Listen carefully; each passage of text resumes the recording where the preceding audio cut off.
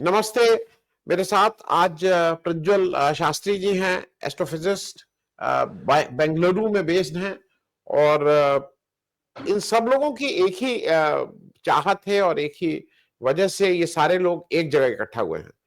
अ, देश में डेमोक्रेसी को कैसे बचाया जाए, क्योंकि डेमोक्रेसी एक लार्जर क्वेश्चन है। मैं उस पर भी इनसे बात करूंगा।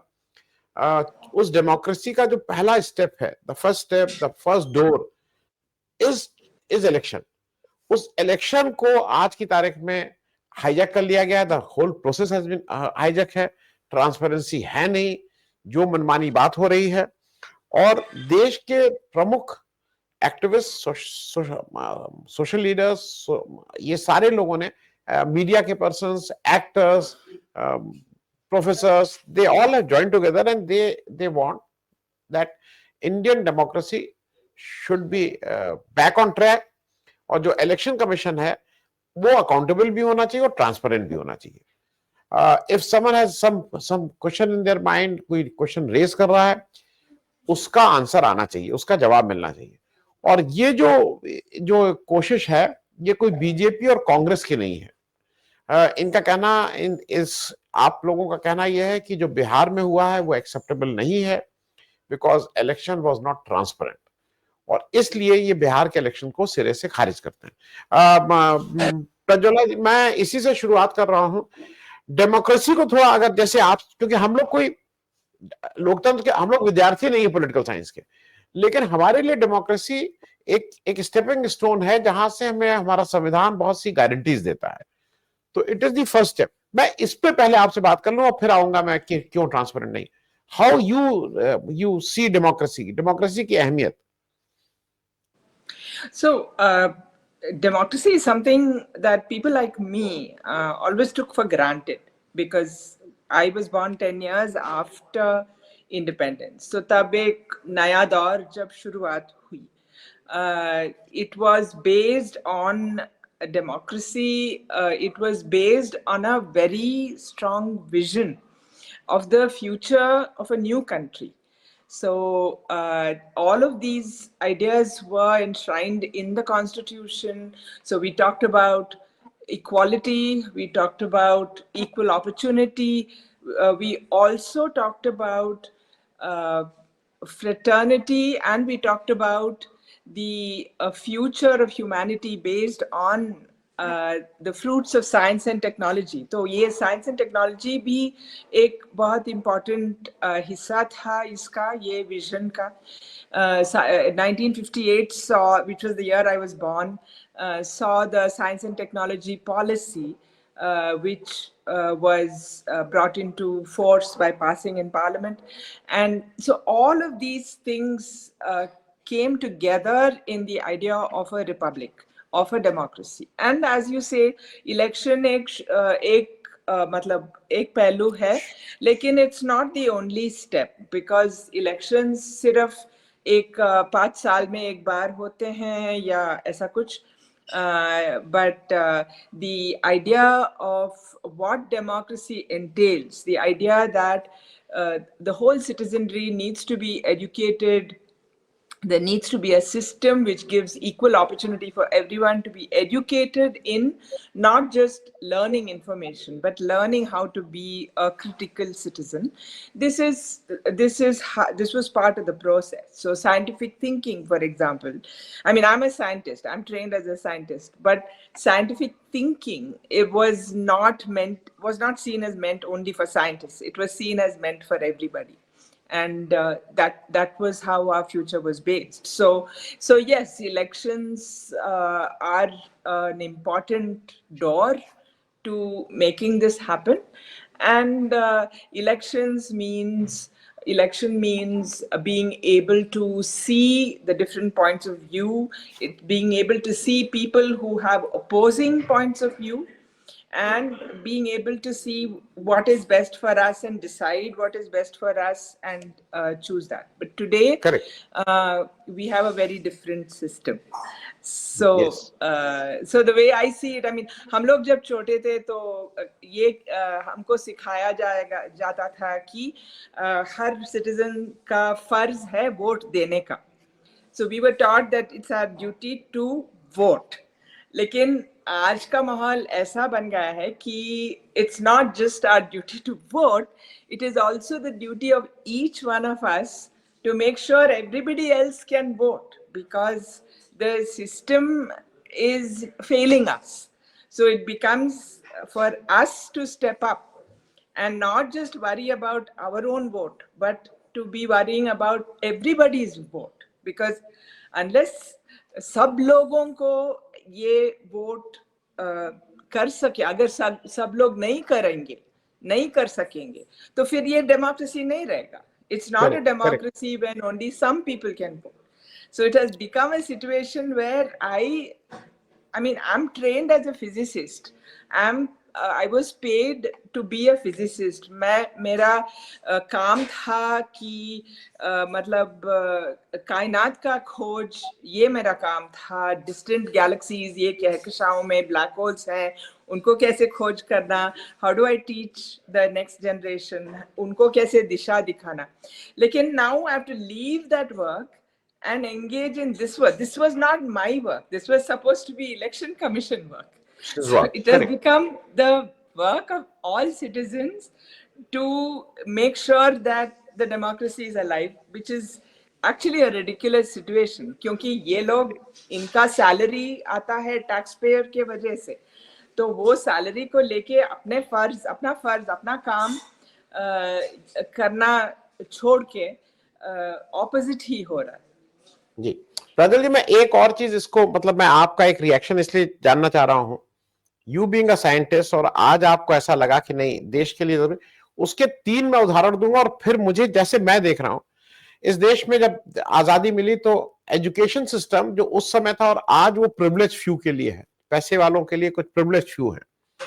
हेल्थ प्रिविलेज फ्यू के लिए है.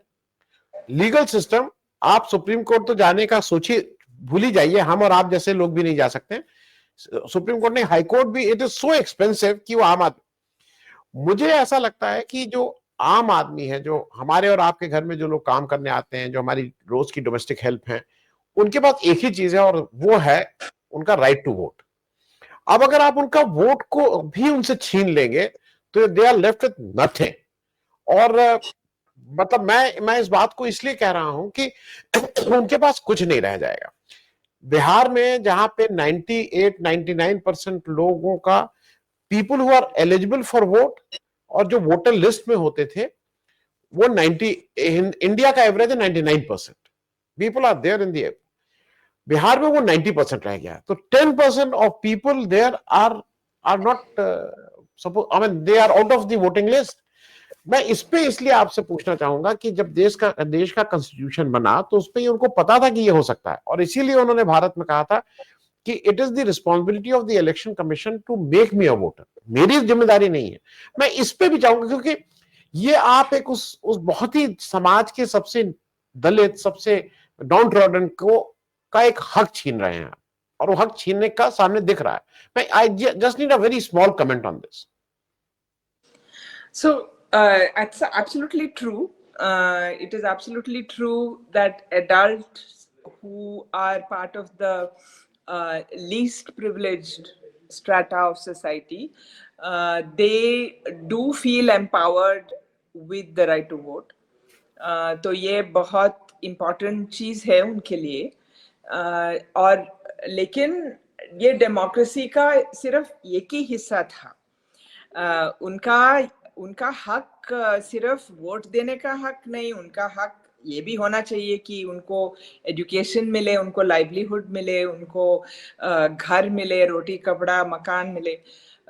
ये सब एक डेमोक्रेसी का मतलब इंटीग्रल पार्ट होना चाहिए. तो वोट इनमें से सिर्फ एक हिस्सा है, लेकिन वो भी, उसको भी अब छीन जा रही है. तो this is a very serious problem. And what is a problem is that ये जो व्यवस्था था इलेक्शन का, election commission, all the staff, everything paid by taxpayers funds, उसका मकसद ये था कि ज्यादा से ज्यादा लोग अपना वोट कर सकें. So as time goes on, जैसे हम आगे बढ़ते जाएं तो the opportunity for people to give their vote, the barriers to people which prevented them from putting their vote should have reduced.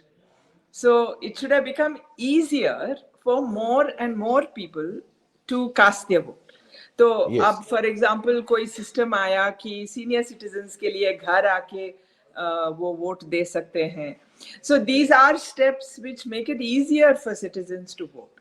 लेकिन it has become a situation where the election commission is becoming like a gate, like a barrier itself. क्योंकि for example as a scientist we are trained to go by evidence.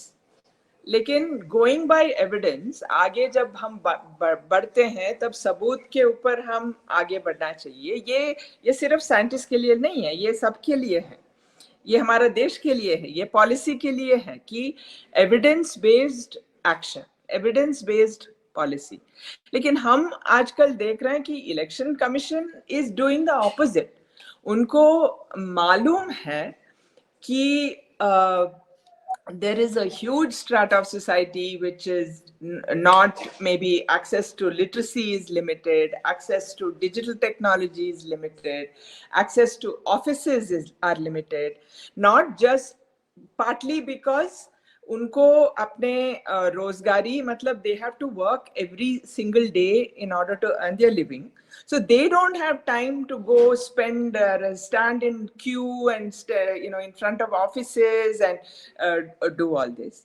And on the other side, the processes of enabling you to even give your right to vote, I mean so many other things also, but even the right to vote are becoming more complex. They should have become less complex. It should have been कि election commission enables people to go to workplaces, जहाँ पे काम हो रहा है और वो रोजगारों को जैसे कि जैसे जल्दी से जल्दी अपना वोट देने के लिए जो डॉक्यूमेंट चाहिए, आधार कार्ड हो या वोटर आईडी हो या जो भी हो, उसको देने के लिए उनका एफर्ट होना चाहिए था. लेकिन अब ऑपोजिट हो रहा है कि जो लोग रोजगार के लिए दूसरे जगह पे दूसरे मतलब स्टेट में जाते हैं, उनके लिए उनका वोट छीना जा रहा है ऐसे. So this is a very very strange situation कि हम जब आगे बढ़ रहे हैं और भी मॉडर्न हो रहे हैं, तब वर्किंग क्लास लोगों के लिए और भी बैरियर्स ज्यादा हो रहे हैं और मतलब it's becoming more difficult for them to even forget about casting their vote, even to get the right to vote. So so that means that the election commission is not going by evidence, it is going by something else. So it is completely lost credibility. It is delegitimizing itself, because if it were to go by evidence, they would have seen ki what is the situation on the ground, what is the situation for migrant laborers, what is the situation for people जो हफ्ते में 7 दिन काम करते हैं, उनको एक भी दिन नहीं मिलता है कि वो कोई गवर्नमेंट ऑफिस में जाएं और वहां क्यू पे खड़े हैं और वहां पे डॉक्यूमेंट दे दें. So when that is a situation, that is the evidence, what should the election commission be doing? And they are doing the completely opposite thing. So yeah, correct. Prajwal जी, मैं मतलब बिफोर आई फिनिश मैं इतना बता दूं कि इसीलिए जो हमारा देश का कॉन्स्टिट्यूशन है, संविधान है, it says and the election commission is duty bound to make every Indian who is above 18 years of age, of sound mind, to make the voter. ये मुझे नहीं जाना है, it is their responsibility, ये उनका काम है, मैं कहीं नहीं जाऊंगा. अब ये बिल्कुल रिवर्स कर दे रहे हैं, ये कर दे रहे हैं कि नहीं मैं जाऊं, मैं फॉर्म दूं, फिर उसके साथ एक कुछ और अटेस्ट करा के दूं, सर्टिफिकेट दूं, दिस. और मुझे ऐसा लगता है कि इन नटशेल इलेक्शन कमीशन जो आप लोगों की मुहिम है, it has to be made accountable and transparent. If I am asking for something कि भाई ये ऐसा मुझे लगता है कि यहाँ पे वोट गलत हुए हैं, ये डुप्लीकेट वोट है, there is a Brazilian model who is on the voter list at 22 places, they have to answer that. ये कहना कि नहीं नहीं मैं इस पे नहीं करूंगा, इस पे एफिडेविट दीजिए, ये सब बिल्कुल वो है। Thank you so much and my best wishes for the thing which you all are taking. It is something कि इस देश को इसकी जरूरत है, क्योंकि ये पहला स्टेप है, as I said. Thanks so much. और आई एक्सपेक्ट प्रज्वल जी कि एक दिन आपका जो एक्चुअल जो नॉलेज है उस पर हम लोग एक अलग से बात करेंगे ऑन द एस्ट्रोफिजिस्ट, क्योंकि वो भी एक है, दर्शकों को पता रहना चाहिए कि दुनिया कैसे चल रही है। इथोपिया में कुछ हुआ है और इंडिया तक उसकी अगर डस्ट आ रही है, तो अगर कहीं और कुछ हो रहा है तो we all are affected. Thanks so much, thank you.